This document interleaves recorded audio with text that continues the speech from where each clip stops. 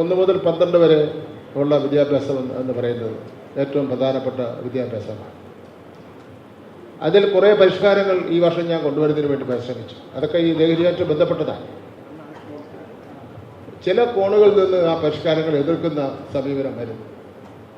നമ്മുടെ പിതാക്കന്മാരും സമൂഹവും വിദ്യാഭ്യാസം എങ്ങനെ കേരളത്തിൽ നമുക്ക് നടത്തിക്കൊണ്ട് പോകണം എന്നതിനെ സംബന്ധിച്ചിടത്തോളം നമുക്ക് ശ്രദ്ധ ഉണ്ടാകേണ്ടതായിട്ടുണ്ട്.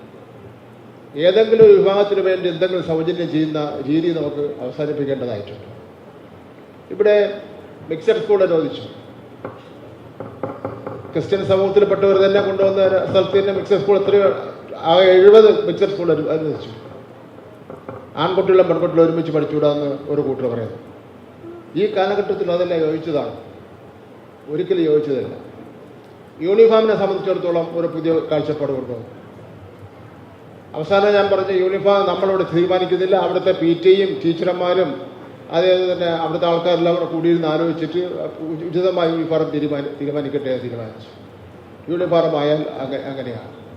കുട്ടികൾക്കൊന്ന് എക്സസൈസ് എടുക്കുന്നതിന് വേണ്ടി ഏതെങ്കിലും ഒരു എക്സസൈസ് വിഭാഗത്തിൽപ്പെട്ട ഒരു കാര്യം ചെയ്യാന്ന് പറഞ്ഞാൽ അതിനെതിർപ്പാണ്. അങ്ങനെ ഉള്ള ഒരു എതിർപ്പ് നമ്മുടെ പൊതുവിദ്യാഭ്യാസത്തെ ശക്തിപ്പെടുത്താൻ ഉപകരിക്കുന്ന കാര്യമേ അല്ല.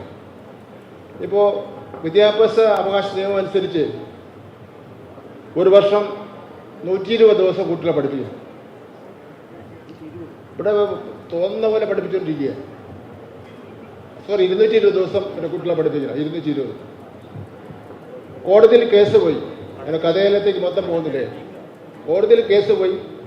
കോടതി ഒരു കമ്മീഷനെ വെച്ചു. ആ കമ്മീഷൻ പറഞ്ഞു 205 ദിവസമെങ്കിലും പഠിപ്പിക്കണം. അതിൽ 26 വെള്ളിയാഴ്ച ഒഴിവാക്കണം. രാവിലെ 15 മിനിറ്റ്, ഉച്ചശേഷം 15 മിനിറ്റ് കൂടെ നിങ്ങൾ എടുക്കണം. എന്നാലേ ഇത് സമയം തയ്ക്കാൻ വേണ്ടി പറ്റുമോ? കോടതി ഉത്തരവാണ്. അതിന് എനിക്കെന്ത് ചെയ്യാൻ പറ്റും? വിദ്യാഭ്യാസ മന്ത്രിക്ക് എന്ത് ചെയ്യാൻ പറ്റും? അരമണിക്കൂർ നമ്മൾ കുട്ടികളെ കൂടുതൽ പഠിച്ചത് വിചാരിച്ചിട്ട് ആർക്ക് നഷ്ടമുണ്ട്? നമ്മളെ കുട്ടികൾക്കുള്ള നേട്ടമല്ലേ ഉണ്ടാകാൻ വേണ്ടി പോകുന്നത്. വേറെ എന്തെങ്കിലും ആ സമയം പ്രയോജനപ്പെടുത്തണോ താല്പര്യമുള്ളവർ വേറെ സമയം കണ്ടെത്തണം. അല്ലാതെ കോടതി പറഞ്ഞ സമയം കണ്ടെത്താൻ വേണ്ടി ഇതിന് കഴിയില്ല. അപ്പം ഞാൻ പറഞ്ഞത് ഇത്തരം കാര്യങ്ങളിൽ കുട്ടികളുടെ വശത്ത് നിന്ന് ചിന്തിക്കുന്നതിന് വേണ്ടി നമ്മൾ തയ്യാറാവേണ്ടതായിട്ടുണ്ട്. വിദ്യാർത്ഥികളുടെ വശത്ത് നിന്ന് ചിന്തിക്കേണ്ട ആവശ്യമുണ്ട്. ഇപ്പം മാനേജ്മെൻറ്റ് സീറ്റ് നിങ്ങളൊക്കെ ഒന്ന് ആലോചിക്കേണ്ടതാണ്. മാനേജ്മെൻറ്റ് സീറ്റ് അനുവദിച്ചിട്ടുണ്ട് ഗവൺമെൻറ്. നമ്മൾ ആ മാനേജ്മെൻറ്റ് സീറ്റ് നിർബന്ധമായും സാമൂഹികപരമായും സാമ്പത്തികപരമായി പിന്നോക്കം നിൽക്കുന്ന നിങ്ങളുടെ സമുദായത്തിൽപ്പെട്ടവർക്ക് തന്നെ കൊടുക്കാൻ വേണ്ടി തീരുമാനിക്കണം. അതാണ് ആ തീരുമാനമാണ് വേണ്ടത് എന്നുള്ള കാര്യം ഞാനിവിടെ സൂചിപ്പിച്ചു. മറിച്ച് ഞാനെല്ലാ കോളേജുമായിട്ടൊക്കെ ബന്ധപ്പെടുന്ന ഒരാളല്ലോ. അതുകൊണ്ട് തുറന്ന് പറയുന്നില്ല. തീരെ തുറന്ന് പറഞ്ഞാൽ ചിലപ്പോൾ എല്ലാവർക്കും ഇഷ്ടപ്പെടില്ല. അതുകൊണ്ട് തുറന്ന് പറയുന്നില്ല. എന്തായാലും അങ്ങനെ ഒരു നിലപാട് തന്നെ നമുക്ക് എടുക്കുന്നതിന് കഴിയണം. ഈ പ്രാവശ്യം കുറച്ച് ഇടപെടൽ ഞാൻ നടത്തിയിട്ടുണ്ട്. ഇത് പരസ്യപ്പെടുന്നതിന് വേണ്ടി പറഞ്ഞിട്ടുണ്ട്.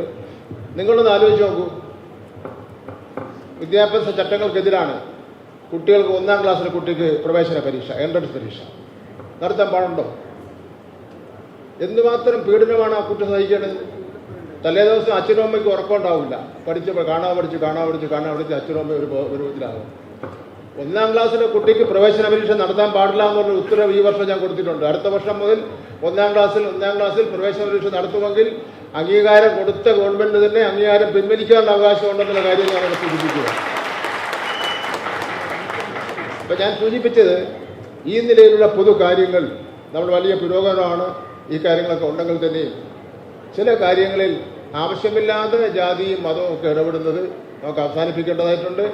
എല്ലാവർക്കും സ്വതന്ത്രമായി പ്രവർത്തിക്കുന്നതിനുള്ള അവകാശമുണ്ട്. ആ അവകാശത്തെ ആരെങ്കിലും കവർന്നെടുത്താൽ അതിനെ നേരാൻ വഴിക്ക് നയിച്ചുകൊണ്ട് പോകുന്നതിന് വേണ്ടി ഒരു ഗവൺമെൻറ് ഇവിടെ ഉണ്ട്. ഗവൺമെൻറ് ചെയ്യേണ്ട കാര്യങ്ങൾ ഞങ്ങൾ ചെയ്യാമെന്നുള്ള നിലപാട് എടുക്കുന്നത് ഒട്ടും ശരിയല്ല.